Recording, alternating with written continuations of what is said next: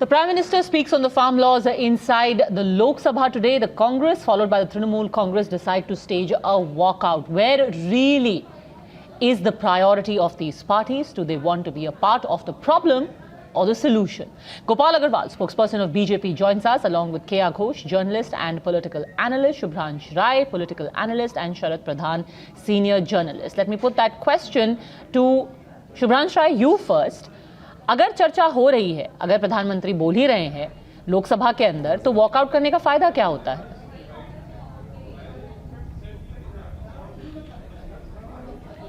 पद्मजा जी, मैंने प्रधानमंत्री की स्पीच को सुना और उसमें एक लाइन बड़ा इंपॉर्टेंट था कि समय तय करेगा।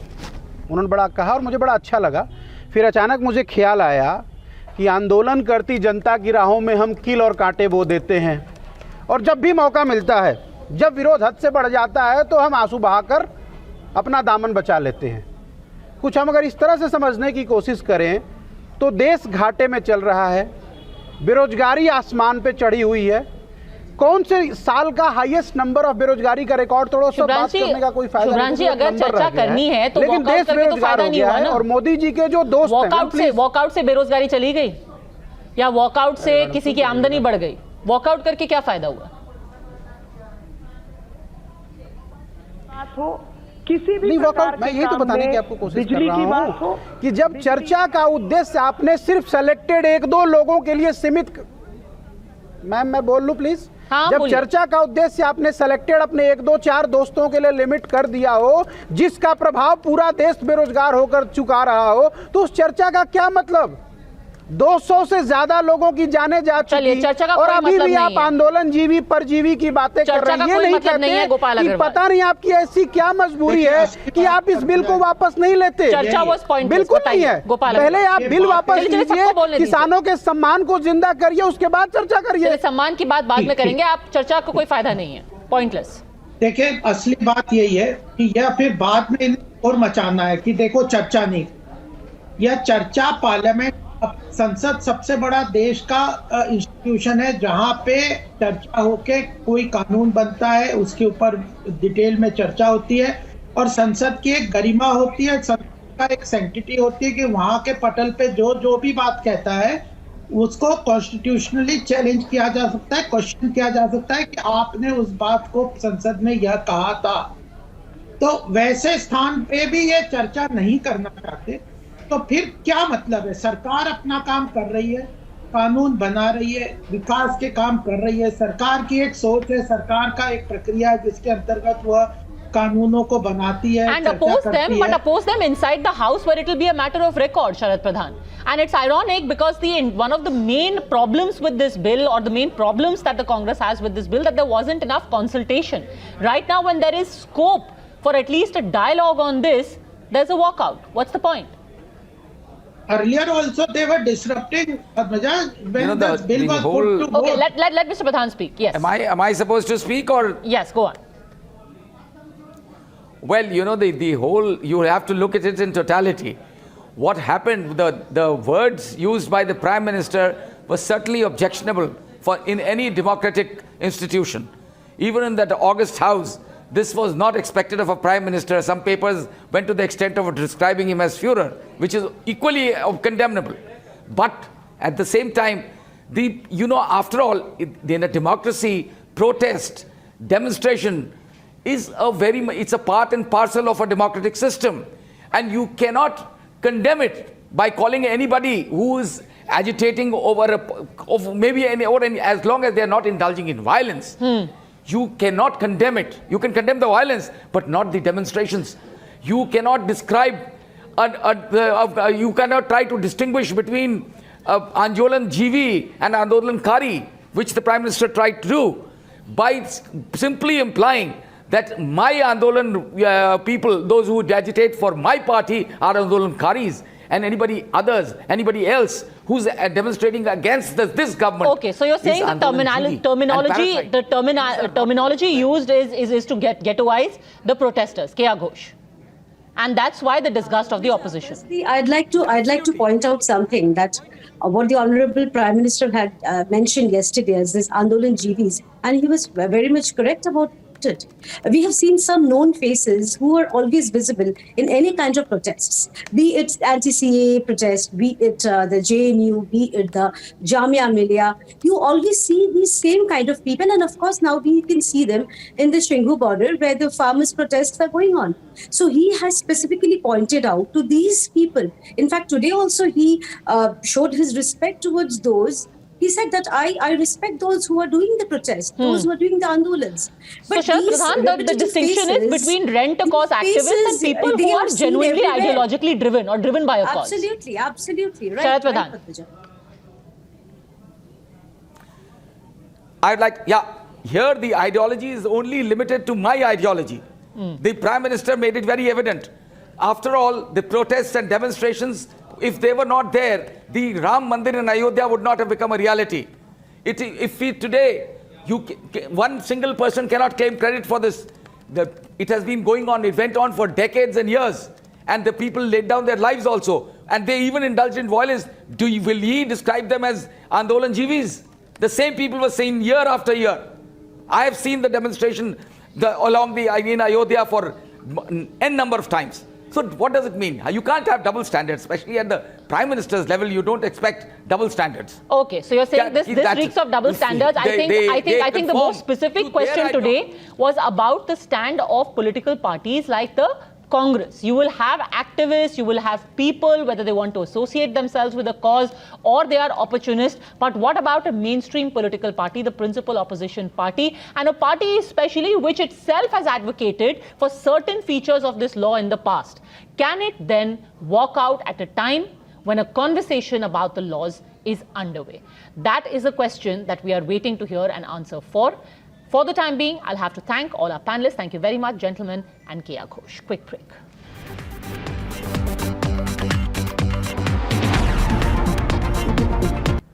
Good evening, hello and welcome. You're with Times Now. It was Prime Minister Modi's blitzkrieg in the Lok Sabha. In his address, he dispelled the misinformation over the farm laws, fact-checked the confused Congress party, underlined what he meant by Andolan Jivis, drew a distinction between Andolankaris and Andolan Jivis. We put together the best of Prime Minister Modi's speech. Here are the highlights. आशंकाओं को हवा दी जाती है, ये हो जाएगा, वो हो जाएगा, और माहौल ये आंदोलन जीवी पैदा करते हैं। माननीय अध्यक्ष जी, किसान आंदोलन की पवित्रता, और मैं बहुत जिम्मेवारी के शब्द प्रयोग करता हूं, मैं किसान आंदोलन को पवित्र मानता हूं और भारत के लोकतंत्र में आंदोलन का महात्म्य है और रहने वाला है और जरूरी भी है। लेकिन जब आंदोलन जीवी पवित्र आंदोलन को अपने लाभ के लिए बर्बाद करने के लिए निकलते हैं, तब क्या होता है? कोई मुझे बताएं। 3 किसान कानून की बात हो और दंगाबाज लोग जो जेल में हैं, जो संप्रदायवादी लोग जो जेल में हैं, जो आतंकवादी लोग जेल में हैं, जो नक्सलवादी जेल में हैं, उनकी फोटो लेकर के उनकी मुक्ति की मांग करना, ये किसानों के आंदोलन को अपवित्र करने का प्रयास है कि नहीं? माननीय अध्यक्ष जी, इस देश में टोल प्लाजा, सभी सरकारों ने स्वीकार की हुई व्यवस्था है। टोल प्लाजा इस देश में सभी सरकारों ने की हुई व्यवस्था है, और उस टोल प्लाजा को तोड़ना, उस टोल प्लाजा को कब्जा करना, उस टोल प्लाजा को न चलने देना, ये जो तरीके चले हैं, वो तरीके क्या पवित्र आंदोलन को कलंकित करने का प्रयास है कि नहीं? जब पंजाब की धरती पर सैकड़ों की तादाद के अंदर, पंजाब की धरती पर सैकड़ों की तादाद के अंदर जब टेलीकॉम के टावर तोड़ दिए जाएं, क्या वो किसान की मांग से सुसंगत है? क्या किसान के पवित्र आंदोलन को बर्बाद करने का काम आंदोलनकारी ने नहीं, आंदोलन जीवियों ने किया हुआ है। और इसलिए देश को आंदोलनकारी और आंदोलन जीवियों के बीच फर्क करना बहुत जरूरी है, और देश को इन आंदोलन जीवियों से बचाना वो भी उतना ही जरूरी है। अफवाहें फैलाना, झूठ फैलाना, गुमराह करना और देश को दबोच करके रख देना, देश बहुत बड़ा है, देश के सामान्य मानवी की आशा आकांक्षाएं बहुत है और उनको लेकर के हमने आगे बढ़ना है और उस दिशा में हम प्रयास कर रहे हैं। हमें मानते थे कि हिंदुस्तान की बहुत पुरानी पार्टी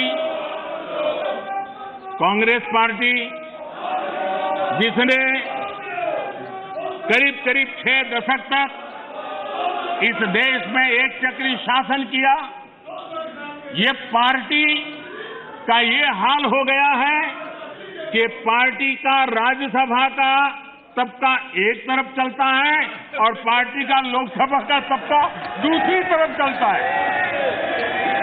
ऐसी डिवाइडेड पार्टी, ऐसी कंफ्यूज पार्टी न खुद का भला कर सकती है, न देश की समस्याओं के समाधान के लिए कुछ सोच सकती है। इससे बड़ा दुर्भाग्य क्या हो सकता है। कांग्रेस पार्टी राज्यसभा में भी है, कांग्रेस पार्टी के वरिष्ठ नेता राज्यसभा में बैठे हैं, लेकिन वो एक बहुत आनंद और उमंग के साथ वाद विवाद करते हैं, विस्तार से चर्चा करते हैं, अपनी बात रखते हैं। और यही कांग्रेस पार्टी का दूसरा तबका अब समय तय करेगा। हमें मानते थे कि हिंदुस्तान की बहुत पुरानी पार्टी कांग्रेस पार्टी, जिसने करीब करीब 6 दशक तक इस देश में एक चक्री शासन किया, ये पार्टी का ये हाल हो गया है कि पार्टी का राज्यसभा का तबका एक तरफ चलता है और पार्टी का लोकसभा का तबका दूसरी तरफ चलता है। ऐसी डिवाइडेड पार्टी, ऐसी कंफ्यूज पार्टी न खुद का भला कर सकती है, न देश की समस्याओं के समाधान के लिए कुछ सोच सकती है। इससे बड़ा दुर्भाग्य क्या हो सकता है। ये नए कानून अध्यक्ष जी किसी भी के लिए बंधन करता नहीं है, ऐसे कानून है, उनके लिए ऑप्शन है और जहां ऑप्शन है वहां विरोध के लिए कोई कारण ही नहीं बनता। हां, ऐसा कोई कानून जो ऐसे थोप दिया हो उसके लिए विरोध का कारण बनता है। और इसलिए मैं कहता हूं लोगों को, और मैं देख रहा हूं आंदोलन का एक नया तरीका है। क्या तरीका है? आंदोलनकारी जो होते हैं वो ऐसे तरीके नहीं अपनाते, आंदोलनजीवी होते हैं वो ऐसे तरीके अपनाते हैं और वो कहते हैं ऐसा हुआ तो ऐसा होगा, ऐसा होगा तो ऐसा होगा, ऐसा होगा तो ऐसा होगा। अरे भाई, जो कुछ हुआ ही नहीं, जो होना नहीं है, उसका भय पैदा कर करके और पिछले कई सालों से लगातार सुप्रीम कोर्ट का एक जजमेंट आ जाए, कोई निर्णय नहीं हुआ है और एकदम से तूफान खड़ा कर दिया जाए, आग लगा दी जाए देश में। माननीय अध्यक्ष जी, ये हो हल्ला, ये आवाज, ये रुकावटें डालने का प्रयास एक सोची समझी रणनीति के तहत है।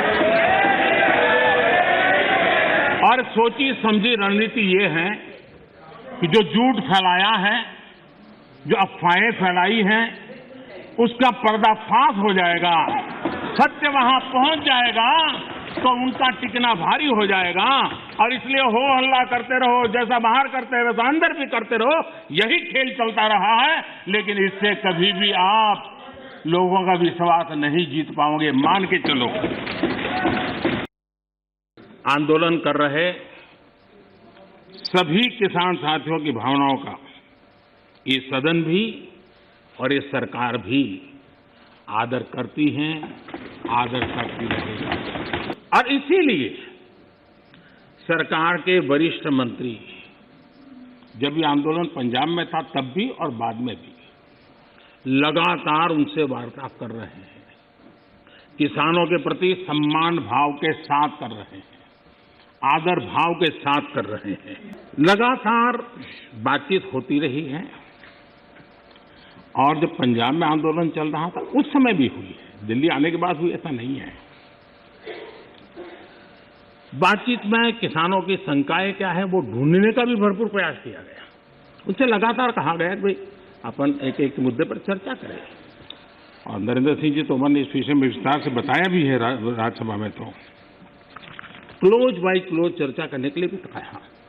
और हम मानते हैं कि अगर इसमें कोई कमी हो और सचमुच में किसान का नुकसान करते, उसमें बदल करने में क्या जाता है जी? ये देश देशवासियों के लिए है। अगर कोई निर्णय करते हैं तो किसानों के लिए है। लेकिन हम इंतजार करते हैं, अभी भी हम इंतजार करते हैं कि वो अगर कोई चीज स्पेसिफिक बताते हैं और अगर वो कन्विंसिंग है तो हमें कोई संकोच नहीं है। अध्यक्ष महोदय, इस कोरोना काल में 3 कृषि कानून भी लाए गए। ये कृषि सुधार का सिलसिला बहुत ही आवश्यक है, महत्वपूर्ण है। और वर्षों से जो हमारा कृषि क्षेत्र चुनौतियां महसूस कर रहा है, उसको बाहर लाने के लिए हमने निरंतर प्रयास करना ही होगा। और उस करने की दिशा में हमने एक ईमानदारी से प्रयास किया है। जो भावी चुनौतियां, जिसको कई विद्वानों ने कहा हुआ है, कोई मेरे शब्द नहीं है, कृषि क्षेत्र की इन भावी चुनौतियों को हमने अभी से डील करना पड़ेगा और उसको करने की दिशा हमने प्रयास किया है। मैं एक देख रहा था कि यहां पर जो चर्चा हुई, और विशेष करके हमारे जो कांग्रेस के साथियों ने चर्चा की, मैं ये तो देख रहा था कि वो इस कानून के कलर पर तो बहुत बहस कर रहे थे। ब्लैक है कि व्हाइट है, ब्लैक है कि व्हाइट है। अच्छा होता उसके कंटेंट पर चर्चा करते, अच्छा होता उसके इंटेंट पे चर्चा करते। जहां तक आंदोलन का सवाल है, दिल्ली के बाहर हमारे जो किसान भाई बहन बैठे हैं, जो भी गलत धारणाएं बनाई गई, जो अफवाहें फैला गई, उसके शिकार हुए हैं। लेकिन मेरा पूरा भाषण बोलने के बाद सब कीजिए, आपको मौका मिला था।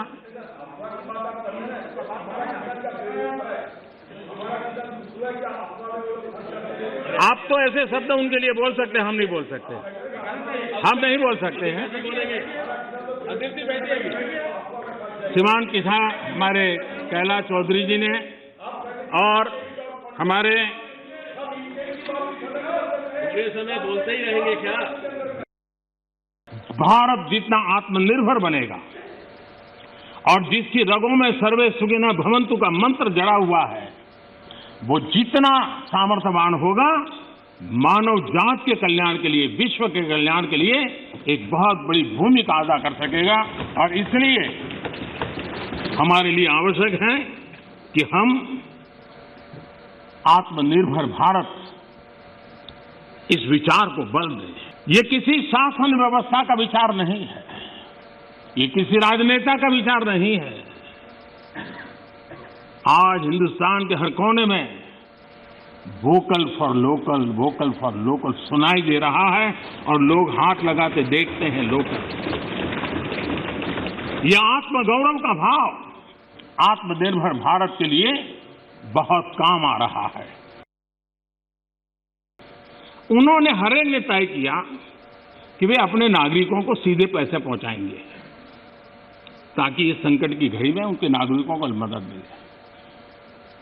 आपको जानकर के ताज्जुब होगा, दुनिया के बहुत सारे देश उस कोरोना, लॉकडाउन, कर्फ्यू, आशंका, इस वातावरण के कारण चाहते हुए भी खजाने में पाउंड और डॉलर के ढेर होने के बावजूद भी अपने नागरिकों तक नहीं पहुंचा पाए। बैंक बंद, पोस्ट बंद, व्यवस्थाएं बंद, कुछ नहीं कर पाए। इरादा था, घोषणाएं भी हुई।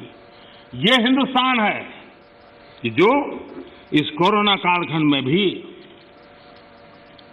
करीब करीब 75 करोड़ से अधिक भारतीयों को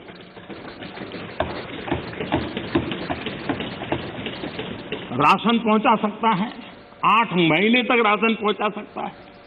यही भारत है जिसने जनधन, आधार और मोबाइल के द्वारा 2 लाख करोड़ रुपया